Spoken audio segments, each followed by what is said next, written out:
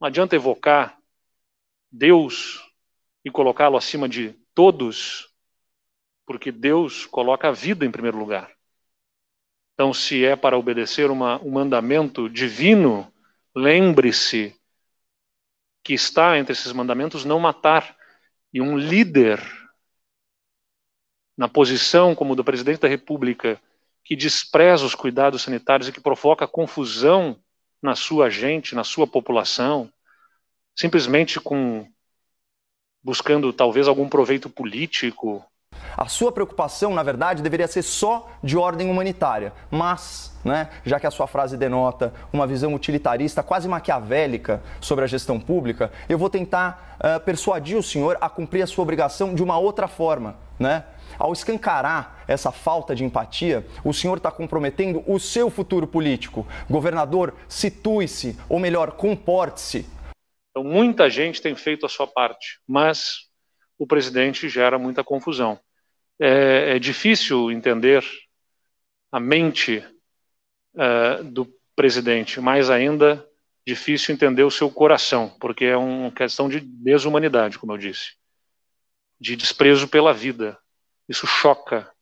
O senhor precisa pelo menos fingir que se importa com as pessoas. Então, mais uma vez, ouça o conselho da dona Mariângela. Se você não é generoso por caráter, seja por inteligência. E, infelizmente, o presidente insiste na divisão, insiste no conflito, insiste no confronto. Quando nós temos um inimigo em comum, que é o vírus, e que nós poderíamos ter usado isso como fator de união nacional, o presidente preferiu aprofundar a divisão e a cisânia, aprofundando a dificuldade e gerando, sem dúvida nenhuma, mortes que poderiam ter sido evitadas.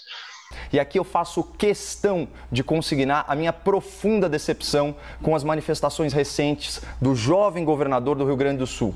Dia 25 de fevereiro, numa declaração no mínimo infeliz, o senhor Eduardo Leite afirmou por escrito, aspas, não tem como expandir muito mais os leitos de UTI. Até porque 60% das pessoas que vão para uma UTI, infelizmente, não sobrevivem. Leito não é garantia de não perder a vida. Que lógica perversa é essa, senhor governador? E os 40% dos pacientes que sobrevivem, graças ao cuidado intensivo, eles não valem o esforço, eles não valem o investimento em mais leitos de UTI? O seu compromisso constitucional não é garantir que as pessoas sobrevivam, é garantir que elas não morram por falta de atendimento adequado. Mas além disso, e esta é a grande notícia, nós asseguramos o pagamento em dia das folhas de fevereiro, de março e abril. Essa é uma grande conquista do nosso Estado, porque os atrasos ocorriam há 57 meses, até novembro passado, quando nós passamos a pagar os salários dos servidores em dia, depois de quase 5 anos de atraso.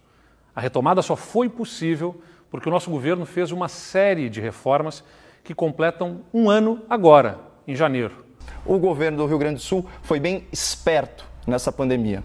O consultor de empresas, Matheus Bandeira, que é ex-secretário do Tesouro, ex-presidente do Banrisul, ele publicou o levantamento sobre os repasses bilionários recebidos pelo governo gaúcho a título extraordinário de enfrentamento à pandemia. Foram quase 1,940 bilhões de reais para aplicação livre, mais de 830 milhões carimbados para a saúde e mais de 5 bilhões em rolamento da dívida. Então, no total, foram 7,930 bilhões de reais em verbas federais extraordinárias que encheram os cofres gaúchos. O que fez o jovem governador gaúcho, aí com toda a sua jovialidade e esperteza, ele usou os recursos extraordinários do governo federal para pagar despesas correntes do Estado.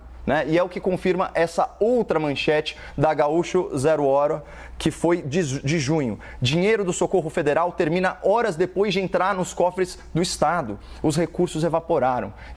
É uma irresponsabilidade, como eu disse, e que torna, sem dúvida nenhuma, o presidente responsável pela grande crise sanitária e pelas mortes que nós estamos observando no Brasil hoje. O número de leitos ocupados, tanto leitos clínicos quanto leitos de UTI, nesta onda, neste novo ciclo, desde 8 de fevereiro para cá, é 4,6 vezes, ou seja, quase 5 vezes maior. Então, para vocês terem uma ideia aqui, em valores oficiais da cidade de São Paulo, vocês fazem ideia de quanto custa a diária de um leito de UTI, como esses aí que o governador Eduardo Leite desprezou? Apenas R$ 2.100 por dia. Então, quem enfiou quase 8 bilhões de reais no caixa podia ter reservado uma parte para cuidar melhor dos pacientes gaúchos, não é verdade? Mas não. Eu tenho fé nas pessoas e na bondade humana e espero que haja bondade no presidente da República e percepção da consequência dos seus atos que, gerando confusão e guerra política, não acabam matando os inimigos, acabam matando a sua própria população, a sua própria gente, que ele jurou pela Constituição defender.